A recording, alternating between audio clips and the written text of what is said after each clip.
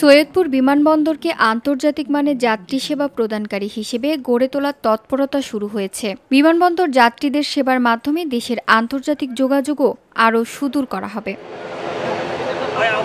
বৃহস্পতিবার দুপুরে সৈয়দপুর বিমানবন্দরে অনুষ্ঠিত এয়ারপোর্ট সিকিউরিটি এক্সারসাইজ ২০২৫ শীর্ষক নিরাপত্তা মহড়া অনুষ্ঠানে প্রধান অতিথি বাংলাদেশ বেসামরিক বিমান চলাচল দপ্তরের chairman air vice marshal Mohammad Mostafa Mahmud Siddique. তিনি বলেন, আন্তর্জাতিক বেসামরিক বিমান চলাচল সংস্থার NX ১৭ অনুযায়ী এই ধরনের মহড়া আয়োজন বাধ্যতামূলক। এটি শুধুমাত্র দুর্বলতাগুলো চিহ্নিত করে না, বরং বিভিন্ন সংস্থার সঙ্গে কার্যকর সমন্বয় স্থাপনেরও গুরুত্বপূর্ণ ভূমিকা রাখে।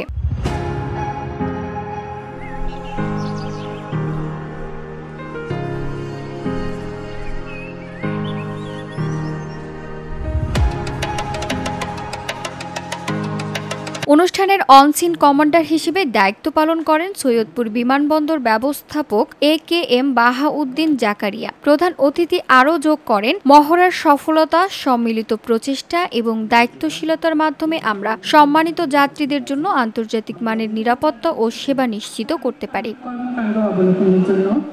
VOD Bangla news desk.